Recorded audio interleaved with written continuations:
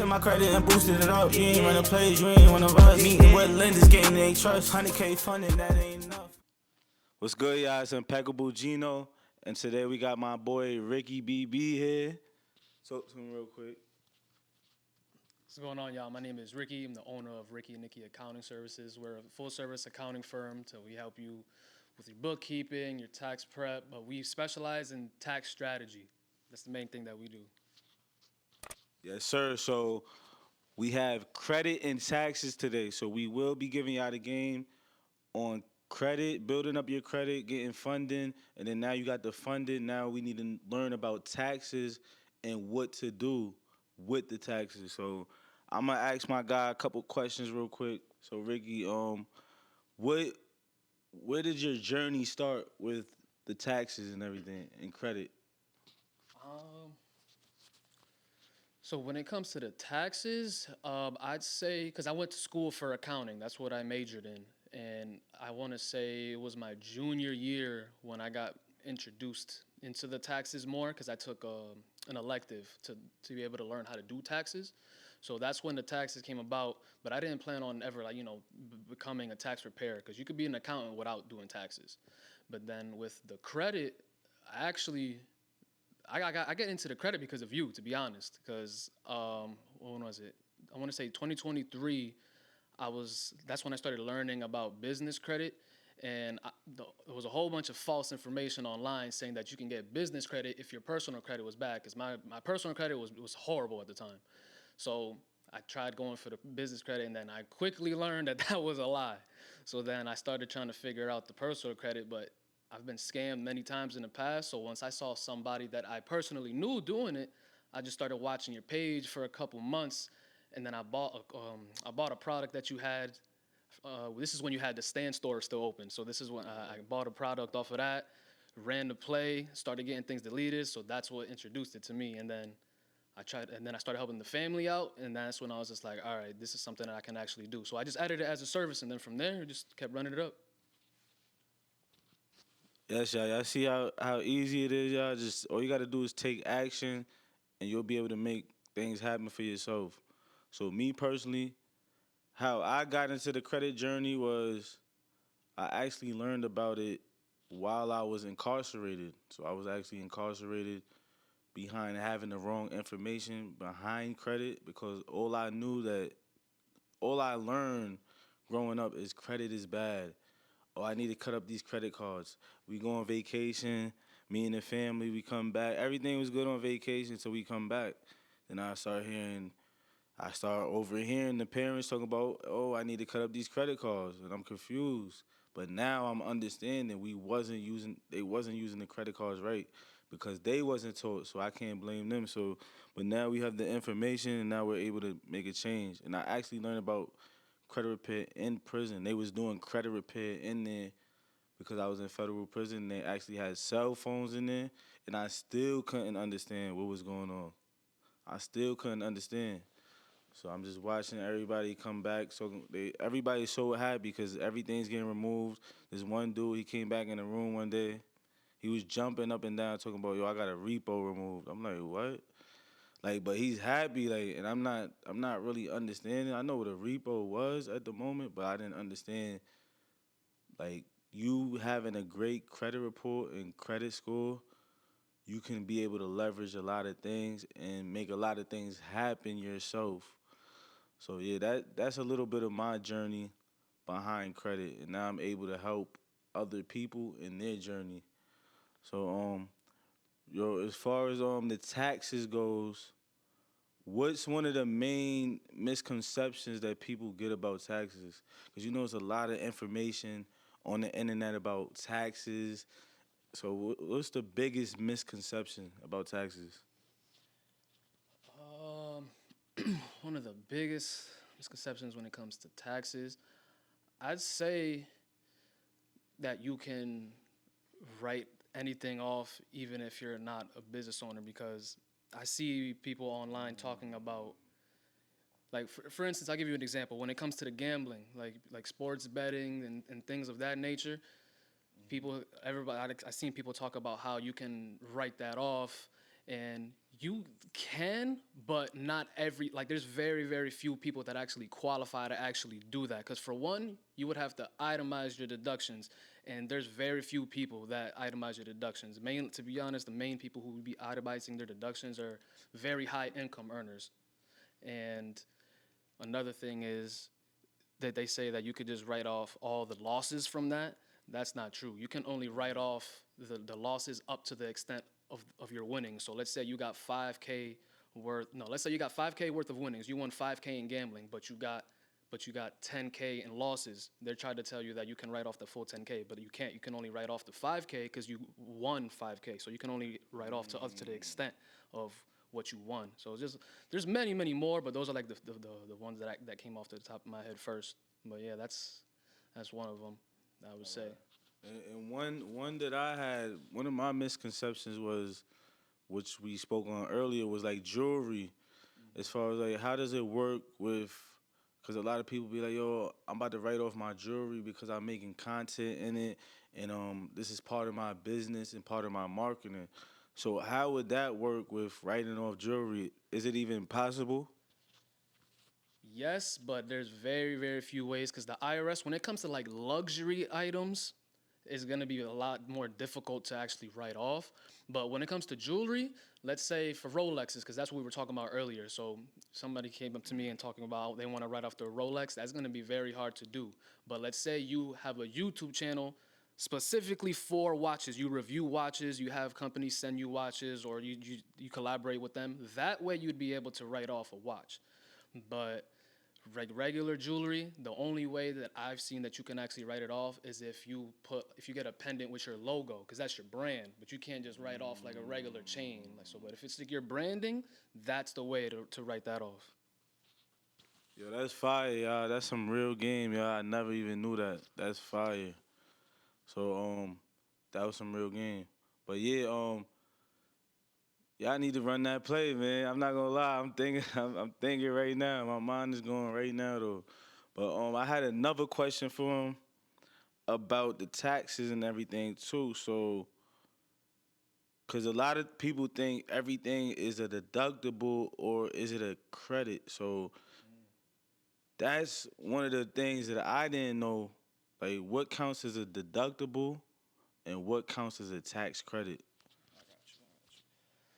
So deductions and credits, they somewhat do the same thing, but they don't because a deduction is what brings down your gross income. So anything that you write off is a tax deduction. So that's going to bring your income down. But a credit, that doesn't bring down your income. That brings down your tax bill. So whatever your tax bill is, it's based off of your income. So if you have a credit, so like there's the earned income credit, work opportunity credit, child tax credit, those won't bring down your income. Those will bring down your tax bill. But everything else that you write off, like any business expense, that's just gonna bring down your income, your gross income. So that's how you differentiate those two. All right, y'all. So it's a lot of way to maneuver the taxes, y'all, as we can see though. But in order to be able to be in that league to work with your taxes, you gotta have some type of income coming in. And like when do you see people should transition from their LLC to their S corp or C corp? Like around like which tax bracket or which income? Like what should be like the annual income limit where you be like, oh, you know what? I need to transition into an S corp so I can get bigger breaks on taxes and I could be able to leverage better. So you normally want to switch your LC into an S corp, which people also get that confused because you're not switching your LLC into an S corp. Your S corp is still an LLC. The S corp is just how you're taxed. So you're still an LLC at the end of the day. But normally you would want to make that switch when you're making 50,000 of net income, not gross. And it's mainly because you're gonna start saving a lot more in taxes that way. So the benefits of an S corp is if you are a business owner, you have to pay self-employment taxes, which is 15.3%. Now, and that's on your gross income. So let's say you made $100,000, you're gonna be paying about 15.3 K in self-employment tax. That's not including federal, state, if you're in a state that has state taxes, sales tax, a whole bunch of different taxes. But the 15.3 self-employment tax is going to be on the gross. But if you are an S corp owner, you're only paying that 15.3% on the salary that you pay yourself, because as an S corp owner, you have to give yourself a reasonable wage. A reasonable wage, the IRS deems to be 30%. So if you're making 100K, again, we'll use that example, you have to pay yourself 30K. And that 30K is you're gonna be paying that self-employment tax on. So that's how it's gonna be, because now look at that. You went from 15.3% on 100, paying all that tax on 100K, and now you're only be paying it on 30K. So that's a big tax savings, just off of that one move. That's not including tax deductions, credits. Just off of that one move, you're going to be saving a whole bunch of taxes. So imagine including deductions from all your business expenses and all the credits that you can play. You're going to be saving a lot of money. Yes, sir. So we just talked about employees for our business, and guess what? We can employ our own selves, y'all. So something just popped in my head. A lot of us don't know how to employ ourselves under our own businesses. So I'm gonna give y'all the game right now. So what you want to do is you want to go on ADP and you want to create a payroll for your company. You can add yourself, you can add your female, your brother, your mother, your sister. You want to make sure the numbers is correct, and then we have another play where we're allowed to pay ourselves with our credit cards, y'all. So we have a website called Zill Money, and you can actually pay yourself with your credit card. So the benefits of that is, like, you already know what's going to be your monthly expenses. So you're basically going to take your monthly expenses and pay yourself with that, because you know you're going to be able to have that on the credit card. So if you got a 5K credit card and you know your monthly expenses is 3K, that's how much you're going to pay yourself every month. So you're going to break it down weekly, and then guess what? Now you're able to pay that back with the credit card. You already know your monthly expenses. You get free rewards points. You're going to be able to hit the bonuses that you need to hit. Now you're a W-2 employee, so guess what? You're gonna get the tax credit at the end of the year. You're gonna get the tax return at the end of the year. So it's a bunch of benefits, and now you're using your credit card. You're using the limit, paying it back. You're using the limit, paying it back. So now you have a better chance of getting credit limit increase, and this is just off putting yourself on payroll. And this is like a major play that a lot of people don't know about. And a lot of people is not running this play, but this is one of the easiest ways. This is one of the easiest ways to leverage your credit. See what I'm saying? And leverage the payroll. So yeah, back to the taxes. So let's talk about vehicles right now, because it's a lot of confusion with vehicles.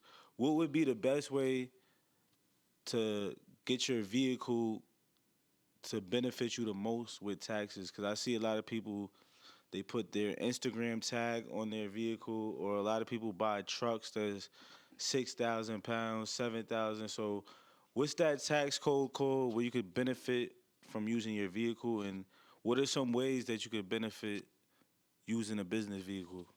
Yeah, most definitely. So the code that you're referring to, that's section 179, but you don't just use that. You got to leverage it with bonus depreciation, because that way you're going to be able to write off more of the vehicle. So back when Trump was in office the first time around, this is when the Tax Cuts and Jobs Act was put into place, and you were allowed to fully deduct the vehicle if you use those two ways I just told you about. So 100%. So if you bought a vehicle that was $100,000, you would get a $100,000 write-off. But that deduction, that write-off started to depreciate now. So now, like this year for 2024, now it's only at 60%. And then next year will be 40%. The year after that would be 20%. And then from there, it would phase out and there'd be no more. Now that he's back in office, he might reinstate it. He did say that's one thing he wants to do, is bring back bonus depreciation, so it could be back at 100. And he wants to keep it this time. He doesn't want to have a phase out. But yeah, that's how you would be able to write it off, using section 179 and bonus depreciation. How about the weight? The weight, so yes, it would have to be 6,000 pounds. But a lot of people don't know that you can still write off a vehicle if it's under 6,000 pounds, but it's not going to be with the bonus depreciation. But it would be the cap for that if it's under 6,000 pounds. The cap is 20,000. It's about 20,100, $20,100. So even if it's under 6,000 pounds, you'll still be able to write it off. It's just different ways to doing that. And there's other ways you could write off your vehicle too. Like there's you could write off the miles for it, like the standard mileage rate actually. So the standard mileage rate for 2024 is 67 cents per mile. So let's say you drove your business vehicle 10,000 miles. That's a $6,700 write off right there. And then for 2025, it's going to go up. It's going to be 70 cents per mile. So those are just two of the many different ways you can write off a vehicle. So how about the Door Dashers?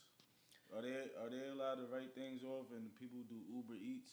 Yes, because they're essentially 1099 contractors because that's how they're gonna get because they don't get a W-2 because they're not an actual employee that's working for a company. They work for themselves. They schedule when they want to work, so they'll get a 1099. But for those people who are Door Dashers, Uber drivers, and everything like that, you're gonna want to always keep money aside because people who receive a 1099, taxes aren't being withheld. Like W-2 earners, they get taxes withheld, but 1099, they have no taxes being withheld. So you can have write-offs for your vehicle, and you also would get business deductions too because again, you're self-employed essentially. So you get to write off the miles, you get to write off any food that you purchase while working and things like that. So yeah, so anybody who's out there who's also doing DoorDash, thing like that, if they tell you otherwise, they don't know what they're talking about. That's fire for all my Door Dashers out there. Uber Eats, Grubhub. That's fire, y'all. Instacart. But yeah, so back to the vehicle situation. So I'm basically about to show y'all the easiest way to go get a business vehicle so y'all can actually start getting the write-offs for y'all company. And I would tell y'all the easiest way to go get a business vehicle is through Bank of America. So right now they have a great program. I was actually able to get 4 vehicles myself from Bank of America. All you need is a 680 credit score with Experian because they're pulling Experian on the business side. And you also want to have a relationship with them. So you want to make the account. You want to be in with them for at least like 30 days before you ask for any products. You want to be in business at least like a year before you ask for any products as far as the vehicles. And guess what? You can go get 4 auto loans if you want. It depends on the type of cars you want. You want economy, you want a luxury. If you get luxury, you most likely get 2. If you want to get economy vehicles, you'll most likely get 4. But this is the easiest way to like transition your vehicles. And if you have personal vehicles that you paid more than 90 days off on time with, you can refinance them through Bank of America. So you don't have to worry about getting a brand new car with them. You'll just transition your car over to the business. And then guess what? Now you have a paid off auto loan on your personal. So now your credit score is going to go up. Your credit report looks way more sexier. And now you look way more better to the lenders. And then we got another play where we can refinance it from business to business. So now we got 2 different businesses, and now we refinance it to our other business. Now we got a paid off auto loan on one of our businesses.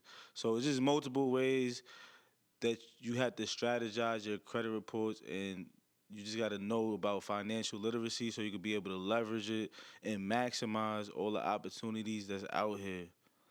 So my guy does credit too, so I want you to give them some credit game, maybe some credit repair game, because a lot of people probably listening like, yo, they talking about all these players and all this money, and I don't know what to do. Like my credit is messed up. Can you give them like a play on how they can fix their credit or they can leverage something with credit to be able to put themselves in position?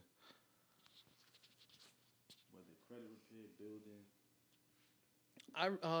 I don't. This is not necessarily a play, but this is just the sequence of how I got my scores from the low 500s to the low 700s within 5 months. So what I did was, of course, cleaned my report. Any negative item that was on there, I got that deleted. And then since I didn't have at the time, obviously, if I'm in the 500s, there's no way I'm gonna have a credit card. So I didn't have any credit cards, but you need credit cards in order to actually build your credit. So one thing I did was I had my grandma put me as an authorized user on a few of her credit cards, which added age. That was the main reason why I did that though, because I also I downloaded like 5 credit builder accounts, and that brought my score up pretty fast. I think I went up like 100 points within a month when I added all 5 of those. But since I added 5 fresh new accounts, that brought my age all the way down to like 2 months. It was crazy. But when she added me as an authorized user, it was mainly for the age. So that brought my age all the way up to almost 3 years just by doing that. And then so yeah, the credit builder accounts is the way. Authorized user are the way. Authorized users are cool, but again, you do need primaries. That's like the main thing you're gonna want to need. You're gonna want to get is some primary accounts. But yeah, from there, that's pretty much how I got mine in line, just doing that, and it worked in 5 months. Yeah, it didn't take too long because it does. It's not like that for everybody because there's sometimes they have some really derogatory marks and like these credit agencies, they try to make it difficult and it may take longer. But as long as you stay consistent, you stay persistent, you just keep fighting, you're gonna get these items deleted and removed off your report. Yes, sir. So mainly what we got from that is take action. All the accounts, when you get all these credit builder accounts, you got to get them right now. Like all of them at once, not right now. See what I'm saying? That's what I did too. So once they said kickoff, self, rent reporters, Ava, once 3 trade lines, secure loan, all these all these trade lines they told me about was on my report in the first 30 days because I took action. See what I'm saying? So you got to move fast. So once you hear this information, just do it right away. As soon as you think about it, just do something. Because if not, it's going to pass you by and you're going to be confused and you're going to be procrastinating and all of that. But I have a play for y'all too as far as credit. People with the bad credit, I'm going to tell y'all this. Y'all probably watching this right now. All you got to do is take this information and find somebody who's in the position and you can have a credit partner now. It's not just about you, so stop being selfish. That's why I be telling people when I give you this information, don't be selfish. It's not just about you. Your credit is not right, but guess what? You can be able to put somebody else in a better position, and now y'all can build together. See what I'm saying? So you know all the accounts to get. Maybe you might have to wait 6 months. Maybe this person that you know will be ready in 1 month, and now you can help them get access to funding. Y'all can come up with a business plan, and then now y'all can come up together while you're working on your situation. And another play is you can find somebody with no credit and build them up. Maybe you got 20 repos in your credit report. We know that's going to take a little minute to get off, maybe 6 months to a year, depending on what's going on. So during that time period, you can build somebody else up. Go take your funds and help build them up while you're building your report up. So that's just some game for y'all real quick as far as like credit and like basically how to maneuver with no credit. You don't need credit. All you need is the information, and as long as you take action, you'll be able to get somewhere. So I got some questions I can ask. all right. Okay, I wrote down a few questions. So one question I have is, what advice would you give someone who wants to get into the funding space? All right, so somebody who wants to get in the funding space, what I would tell you is go in your community, go find business owners, small business owners in your area. You don't necessarily have to go on social media to find everybody and think everybody's a lead or a client on social media. There's a lot of people in your backyard that don't even know about business funding. They're not even on social media. They're in the barber shop. They're doing 20 haircuts a day. They're not really online studying this stuff. They don't know what's going on. So now when you present to a barber, hey, I can help you get access to 50 as 0% interest business funding. And the barber already has maybe like 2 shops open. So now when he hears that, he's going to be more inclined to take that offer. So we want to find small business owners in our area, and we want to give them that offer first. So if you're just now getting into funding, and the next thing you want to do is first, I'm not gonna lie, I would go do it for free. I start going to the barbershop. Look, I'm gonna do this for free. I usually charge 10%, but I'm gonna do it for free because you want all the results, you want all the testimonials, and you want the social proof. Just cause like that's what I do. Like so I did a lot of funding for free and I still do it, but I got the testimonials, I got the social proof, and that those same people that I do it for free for, guess what? They'll refer me like 5 people. So it's actually like doing stuff for free is the biggest thing you can do. It's worth way more than the money, y'all. So if you're in the funding space, you want to start off doing that, and you want to start off building relationships in the bank. I don't care if you not even, you just could go in the bank. You don't even have to have nothing going on. You don't have to sign up or anything. Just go in there to go talk to the bankers, go fill them out, go talk to a branch relationship manager, and just start building relationships. Join networks with other people who's doing funding, and yeah, that's really about it, y'all. Let's see, I got another one. Well, this is a good one. What are common issues you see when helping entrepreneurs looking for funding? So, like, what are like some obstacles you come on into when it comes to the report, things like that? All right, so here's what's going on. So one of the biggest problems that I see is a lot of like you might have somebody with 20% utilization, but on one credit card might be maxed out. They might have bought like 5 authorized users to offset it, but these lenders are looking at each individual credit card, the utilization on each credit card. It's not your overall utilization. It's actually each individual one. So when we say under 30% utilization, we're talking about each credit card, not overall. Because that was the old trick. That was an old trick. That's like 2015. That's like FICO 8.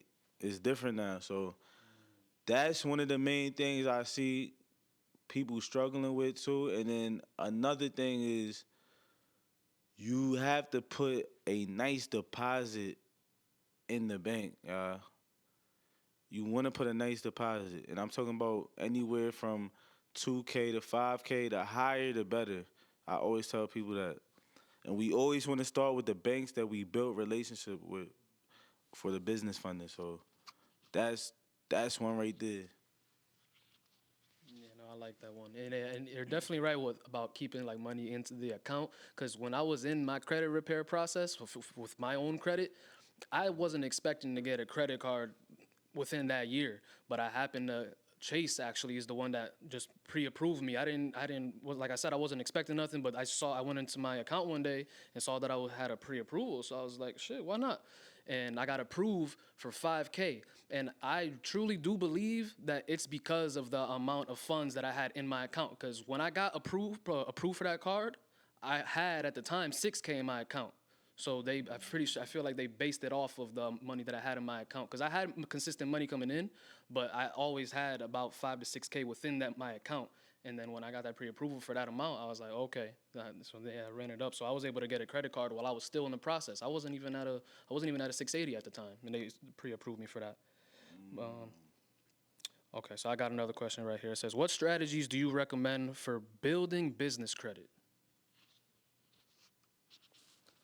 So for building business credit, I would say a lot of people they just want to get net 30s and they think that that's the way. That's actually an old way to do it. What you want to do now is like a good way is to go to Wells Fargo, go get their business secure credit card, and go put some money on there. You can do that with Wells Fargo, and there's a couple other lenders that have them too. And another thing I would do is I would get Nav Prime Boost, and I would go get E-Credible. I'll go get a gas card, and I would go get some business credit cards too. So So D&B, Duns and Bradstreet, you can actually sign up for a membership with them. I think it's about $120 a month. And anything that you have in your business name, you can report on your business credit. So I have business credit cards. I have business vehicles. So I went to D&B and I signed up for the membership, and they'll report that to my business credit now. So now I'm able to establish business credit because a lot of us have business credit cards and business auto loans, but we're not getting the benefits from it. So this is how you reap the benefits. Duns and Bradstreet, I think the membership's like $120 a month, and they only let you put up to, if I'm not mistaken, 8 accounts, anywhere from 8 to 12 accounts to add to your business credit. So that's one way to go get your business credit. And also Credit Strong. Credit Strong is actually a good primary to add to your business credit. Now, based off of that, because when you were explaining that, another question popped up. So I know you said like business cards and everything, but what about like utilities that are under your business? Like if you have a phone bill under your business, or like your light bills under your business, your LLC, would that count as being able to report that as well, or not? It's usually like the cards mainly, and like gas cards and stuff. Yeah, so as far as Duns and Bradstreet, when I talked to my rep, he just mentioned like the credit cards, any like business loans that you have, autos. So that's what he mentioned, but I'm pretty sure there's a way to get that reported too.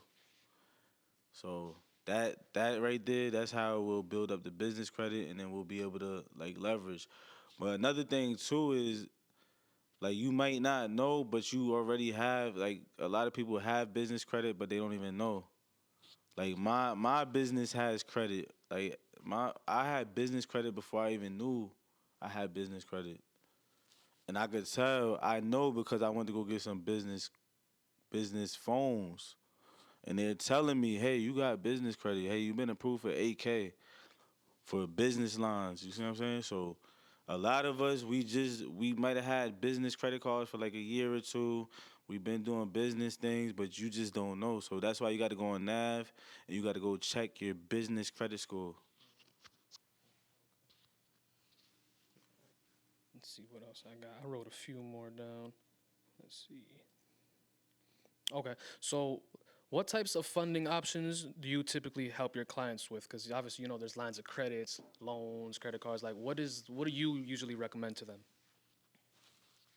All right, yeah. So everybody has a different situation. So a lot of people, they might not have the business. They might not even be ready for business funding yet because their available credit limit on their personal. So they might have like one credit card. They might have like a 780 on their personal, but they need some more personal credit cards for the comparable limits on the business, because now when we go for business, they want to see that you were able to handle some type of personal credit cards.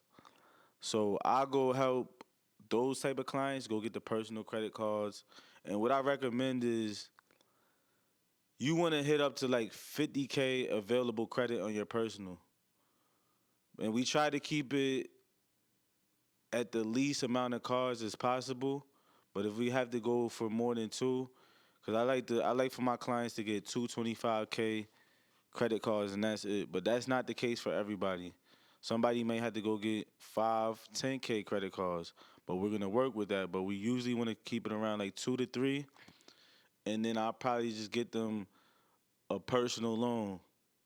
So I like to do like 2 to 3 credit cards, and then maybe one personal loan, maybe one from Lightstream or one from Navy Federal. They're the most lenient with the best rates.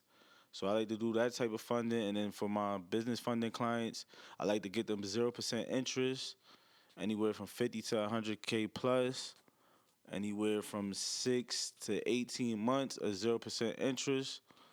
And then some of them who have the bank statements and all the documents, they're eligible to get the lines of credit.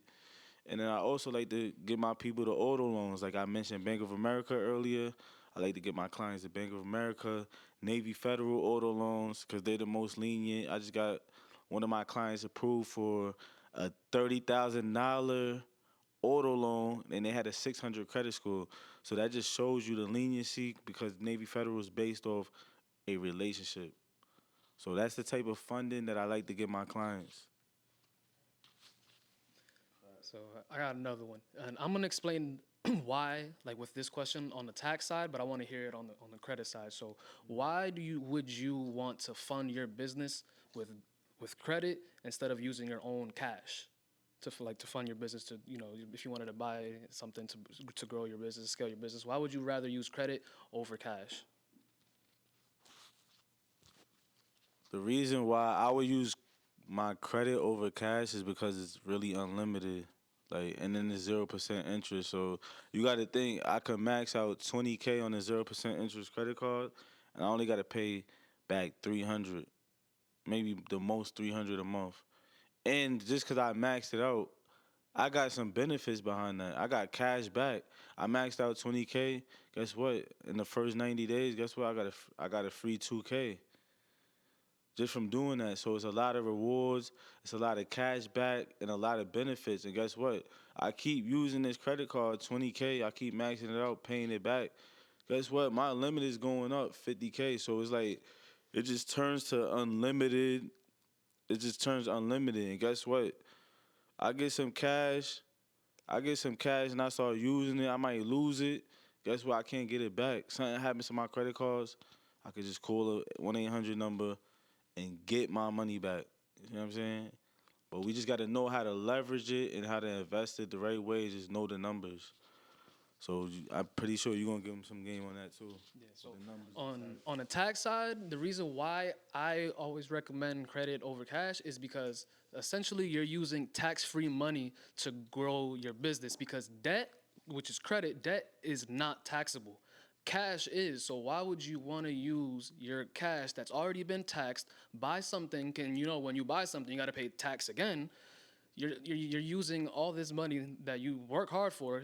Then again, like he said, what happens if you lose it? Then you got to go ahead, start working, saving it up again. But instead, when you have the credit, like I said, which is tax free because you can't tax debt, you can just easily just go ahead and just keep running it over and over again. So that's why I like it in the tax perspective, because it's tax free. Yes, sir. You got anything else? Yes, sir, y'all. This is the game we give y'all. Credit and taxes, y'all. So I hope y'all actually got something from this. So all my YouTubers, man, click the subscribe button. Get active with us, man. We got my boy Ricky. He's going to drop his info, and we need y'all to tap in with him. If you need anything with your taxes done, hit him up, man. Just give him, where can they find you at? So you can find me on like all social platforms at Ricky Nicky Accounting. Make sure you can follow me. You can subscribe to my YouTube channel as well at Ricky Nicky Accounting. Instagram and everything else would be Ricky_Nicky_Accounting for the rest of the platforms. But YouTube is just Ricky Nicky Accounting. So yeah, and if you wanted a promo for tax season, what I'm doing is anybody who locks in to get their taxes done, you're gonna get free credit repair. So make sure you tap in, y'all. Yes, sir, and there we have it. The Impeccable Playmakers, Impeccable Enterprises. Yes, sir, we're going. Have a nice day. Let's get it. Crashed in my credit and boosted it up. You ain't run a plays, you ain't one of us. Meeting with lenders, gaining they trust. 100K funding, that ain't enough.